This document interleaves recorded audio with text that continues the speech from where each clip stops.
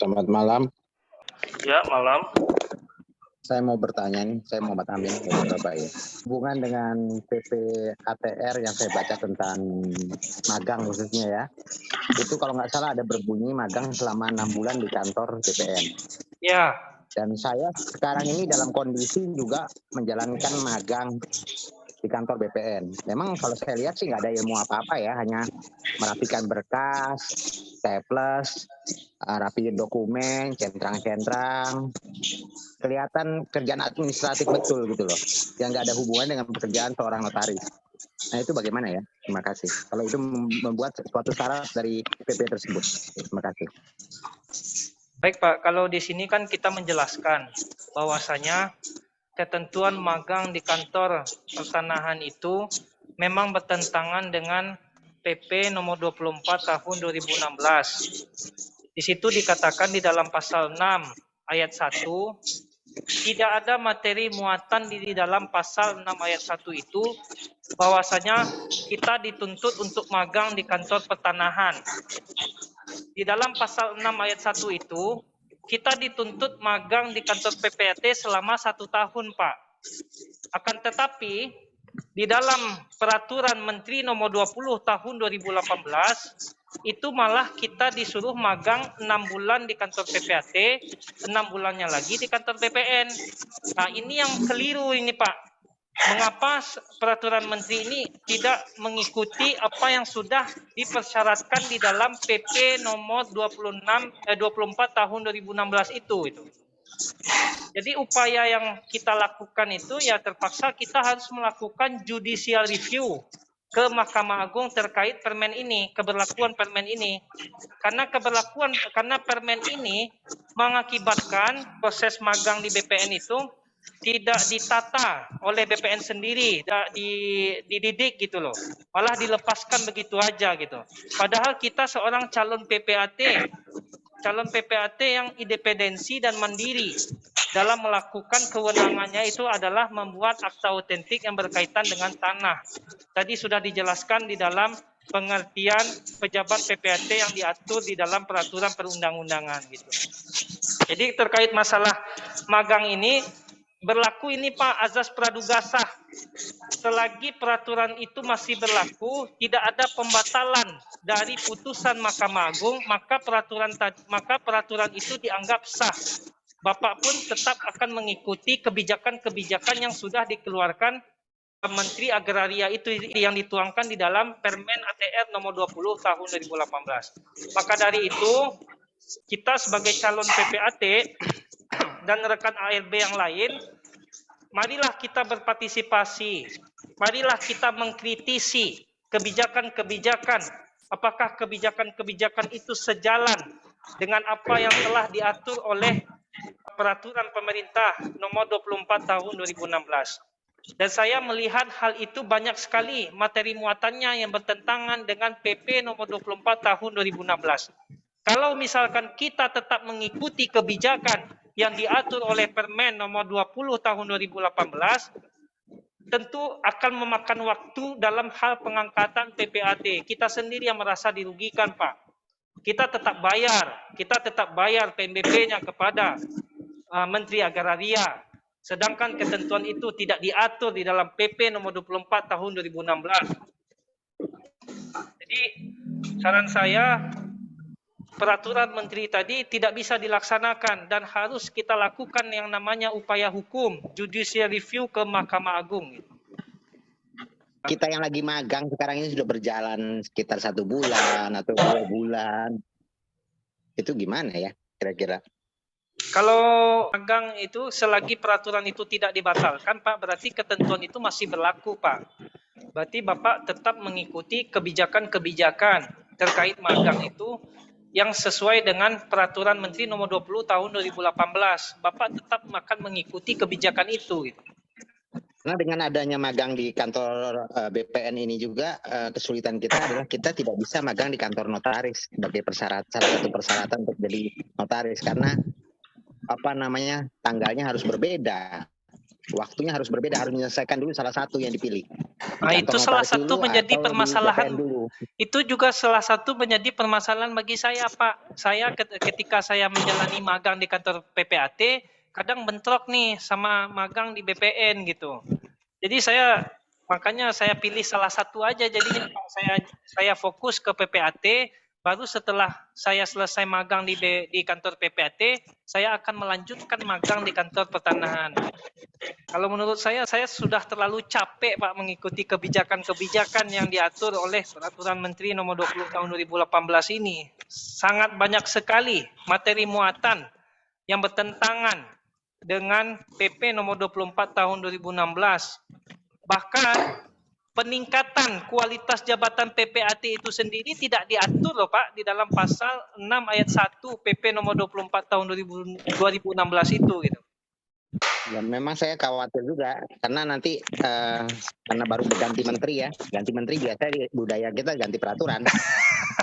Nah, itu yang saya takutkan, Pak, ketika kita sudah menjalani ya. Semuanya gitu. Nah, itu yang kita takutkan, Pak, ketika kita sudah menjalani proses yang ada di dalam Permen Nomor 20 Tahun 2018, ketika masuk tahun 2024 ganti menteri, ganti kebijakan. Nah, itu yang saya khawatirkan, Pak.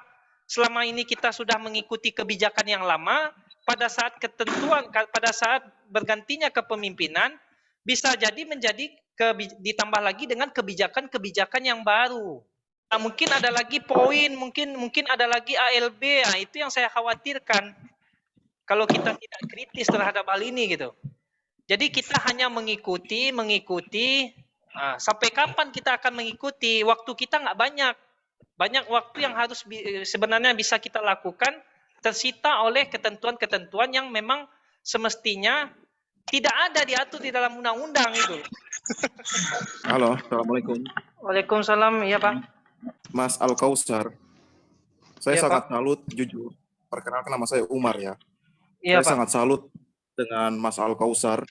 Begitu kritisnya dan begitu fighternya Mas Al-Kausar untuk sebagai saya juga akui Mas Al-Kausar ini sebagai pahlawan para ALB.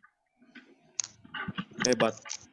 Tetapi bagaimana solusinya ke depannya itu memang bagus. Jadi kunci ke depannya itu hanya dengan menteri. Saya kasih usul. Bagaimana caranya kita supaya kita bisa bertemu dengan menteri, bicara langsung, keluarkan isi hati kita para ALB se-Indonesia. Untuk bisa bertemu langsung dengan menteri. Bahwa kenapa? Karena dengan hadirnya PPAT baru se-Indonesia dapat membantu bangsa ini untuk dalam program pendaftaran tanah. Coba kakak saya lihat contoh. Di Papua tuh PPAT itu sangat kurang. Sehingga orang semua akses di daerah-daerah Papua itu pergi ke kota-kota besar untuk pendaftaran tanah. Karena dengan hadirnya PPAT baru, itu dapat membentuk dan memudahkan bangsa terutama di daerah-daerah terpencil supaya bisa memudahkan masyarakat. Seperti contoh, dengan hadirnya APHT itu, masyarakat punya tanah, bisa memberikan modal untuk masyarakat terpencil memberikan satu usaha. Ini kan salah satu kontribusi. Iya kan? Iya, nah, betul, ini solusi satu-satunya kita harus membuka hati kita seluruh ALB di Indonesia. Kita harus lapor ke menteri untuk memperjuangkan nasib kita. Bagaimana? Saya hanya diskusi untuk itu saja. Bagaimana untuk tanggapan Mas Al-Kausar? Kalau saya sangat setuju, Pak. Kalau misalnya kita memang melakukan pendekatan dengan diskusi dengan menteri, saya sangat setuju. Tapi yang menjadi pertanyaan itu, banyak dari rekan-rekan saya juga yang di Jambi juga pernah sudah mengirimkan surat kepada menteri, cuma sampai sekarang belum ada tanggapan, Pak. Dan saya khawatir nantinya ketika kita mau tatap muka dengan pejabat yang berwenang, yang memiliki kekuasaan, akan sangat sulit untuk melakukan eksekusinya. Makanya dari itu kan saya mencoba untuk melakukan yang namanya judicial review. Judicial review ini dia akan memiliki kekuatan eksekutorial. Memang prosesnya sangat lama dibandingkan kalau kita mengikuti seminar-seminar yang akan diselenggarakan oleh PP IPAT. Lebih lama lagi. Tapi kalau kita menjalani proses itu, uji material itu, tentu akan perjalanannya itu ketika kita menyampaikan suara kita memang ada kekuatan eksekutorialnya, Pak. Itu. Kalau memang kita harus bertemu itu, saya menyambut baik hal itu. Cuma nanti yang menjadi pertanyaan, apakah pada saat bertemu dengan menteri itu dia akan langsung melakukan eksekusi terhadap apa yang kita sampaikan? Apakah suara-suara kita akan didengar? Itu yang menjadi kekhawatiran. Saya sangat setuju, Pak. Nah, terus yang waktu itu kirim surat ke menteri, itu menterinya Pak siapa ya? Pak yang sebelumnya atau Pak Hadi yang sekarang, Pak? Masih yang sebelumnya sih, Pak. Menteri yang sebelumnya, Pak. Oh, begitu. Kalau untuk rencana ke depannya, ini ada nggak? Ini kebetulan menteri baru.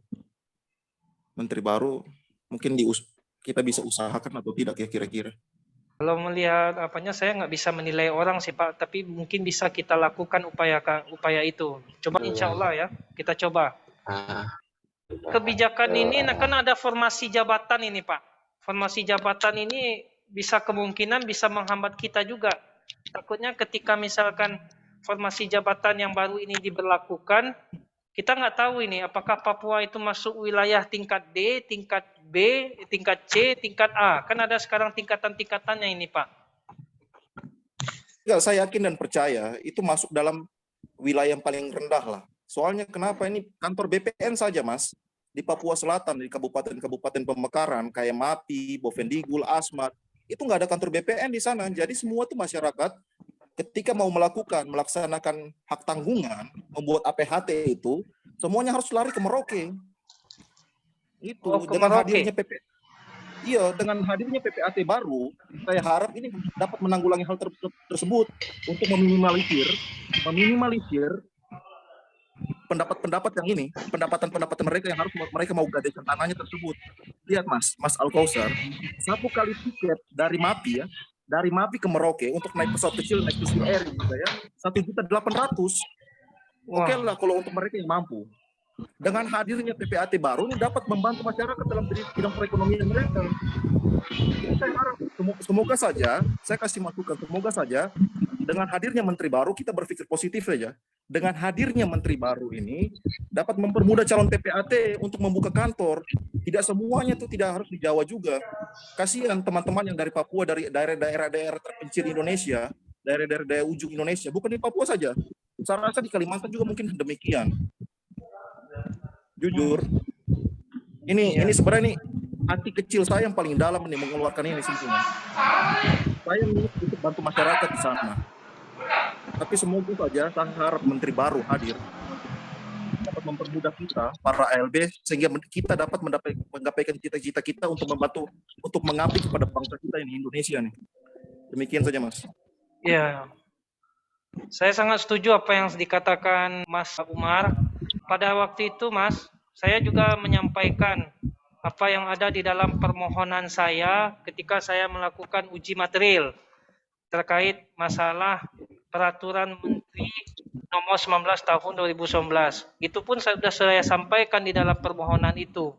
Tapi sangat sayang sekali ternyata Mahkamah Agung menerima dan mengabulkan bahwasanya wadah profesi Ikatan Notaris Indonesia itu adalah satu-satunya untuk notaris. Jadi pada saat itu permohonan saya yang pasal 2 ayat 3 huruf B tidak dikabulkan. Kalau misalkan itu dikabulkan, Mas, maka ALB proses pengumpulan poin dan juga ketentuan magang bersama mungkin sudah tidak ada. Saya sudah menyampaikan karena biaya sangat mahal. Saya mengerti keadaannya, apalagi akses di Papua sangat jauh kan. Harus ke Merauke dulu untuk bisa mengikuti seminar-seminar atau mungkin mengumpulkan poin atau mengikuti kegiatan-kegiatan yang diatur oleh pengurus daerah Ikatan Notaris Indonesia yang ada di sana gitu kan. Akan sangat sulit, saya mengerti keadaan itu. Cuma sangat disayangkan sekali yang hanya dikabulkan permohonan yang pasal 2 ayat 3 huruf A. Dan insya Allah kalau memang benar-benar kita lakukan apa yang disampaikan Mas dengan cara mengirim surat atau mungkin bertemu dengan menteri yang bersangkutan. Kalau bisa kita bisa berdiskusi dengan menteri tersebut gitu. Makanya kita harus bersama-sama gitu kan. melakukan apakah kita tetap mengikuti kebijakan ini? Karena saya yang menjadi khawatir Mas, ganti kepemimpinan, ganti kebijakan. Karena saya dari dulu udah menyambut positif gitu terkait masalah pengangkatan notaris ini dari tahun ke tahun. Saya melihat tidak ada itikat baik sejak dikeluarkan putusan nomor 50 tahun 2018 itu. Malah menteri melakukan tidak menghormati putusan yang sudah dikeluarkan, malah membuat aturan yang sama dengan aturan yang sudah dibatalkan. Ini yang menjadi kekecewaan kita gitu.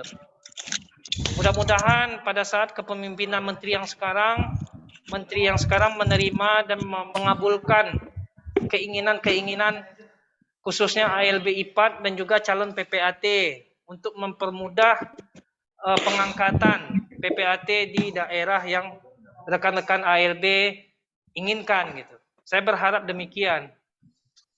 Mas, saya mau tanya satu lagi, Mas. Kontribusi IPAT dalam hal ini sebagai organisasi, bagaimana, Mas? Terhadap masalah yang dihadapi ini. Baik. Saya menyambut baik kontribusi IPAT terhadap para ALB yang melakukan peningkatan kualitas jabatan PPAT. Saya sangat setuju. Akan tetapi, coba beri pengertian kepada ALB ketika misalkan persyaratan itu sudah diatur di dalam peraturan pemerintah nomor 24 tahun 2016, berarti peraturan pemerintah yang ada di bawahnya termasuk peraturan-peraturan yang dikeluarkan oleh organisasi harusnya sejalan apa yang dipersyaratkan dengan pasal 6 ayat 1 PP nomor 24 tahun 2016. Harapan saya begitu. Kalau misalkan peraturan di bawah PP itu mengikuti sejalan persyaratannya dengan PP, tentu kita menghormati keputusan itu. Akan tetapi kalau isu kita bertentangan, tentu kita mengkritisi kebijakan itu. Saya justru menyambut baik dengan adanya organisasi IPAT bisa mengakomodir calon PPAT untuk bisa melakukan seminar-seminar. Tapi kalau kita sudah berbicara persyaratan, tolong sejalan dengan syarat kumulatif yang diatur PP nomor 24 tahun 2016. Sebab yang saya dengar sosialisasi dari IPAT minggu lalu ya tentang aturan magang itu, tentang pertanyaan magang BPN, mereka kelihatannya yang magang BPN ya tetap teruskan aja. Tidak ada usaha apa-apa, setahu saya itu. Menjadi kekhawatiran dan juga kekecewaan juga kepada kita para ALB. Karena di dalam situasi ini harusnya PP IPAT yang mempermudah urusan para ALB, khususnya ALB IPAT.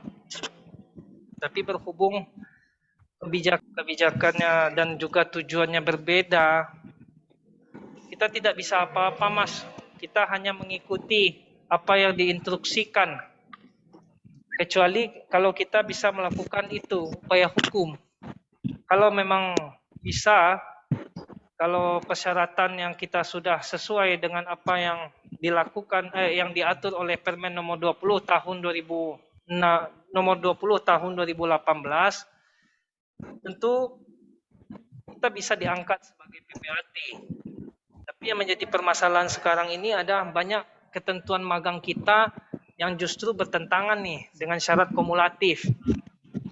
Yang peran IPAT sendiri pun malah menyerahkan kepada kita untuk melakukan kebijakan-kebijakan yang tentunya di luar diatur oleh PP nomor 24 tahun 2016 itu gitu.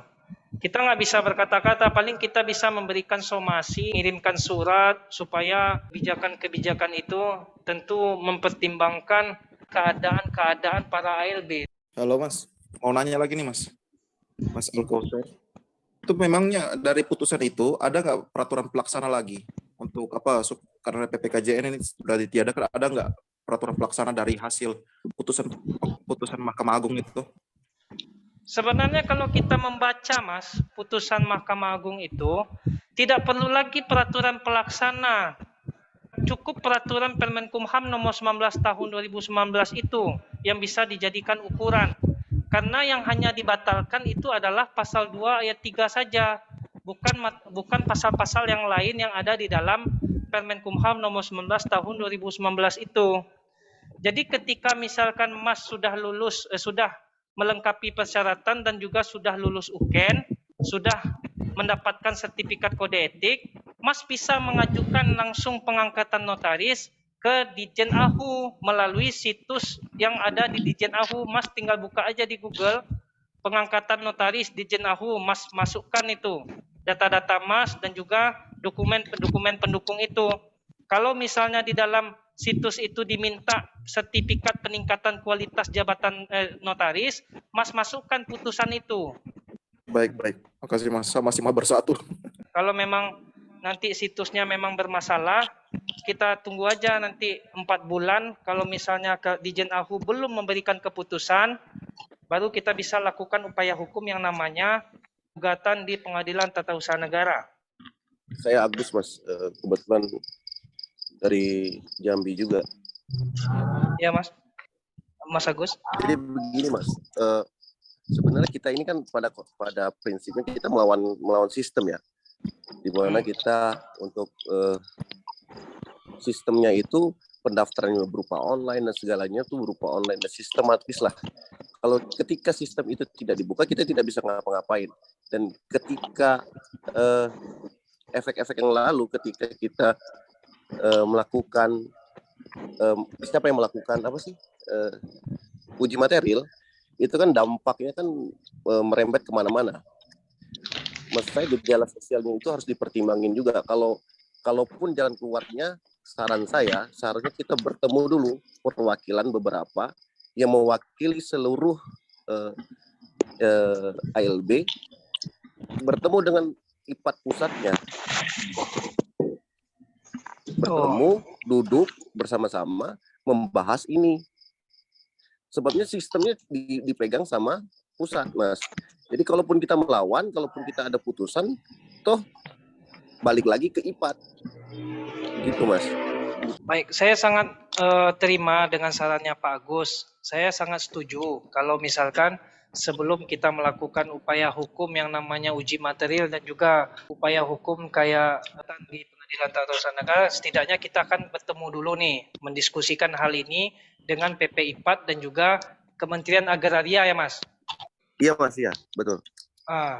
Jadi bisa kita diskusikan malam ini atau kita buat grup gitu kan, bagi yang kita kontra terhadap kebijakan-kebijakan yang diurus PP IPAT atau Kementerian Agraria. Mari kita buat grupnya nanti. Saya buat grupnya. Kalau bagi rekan-rekan yang berkenan untuk gabung kan, nanti kita suarakan di grup itu.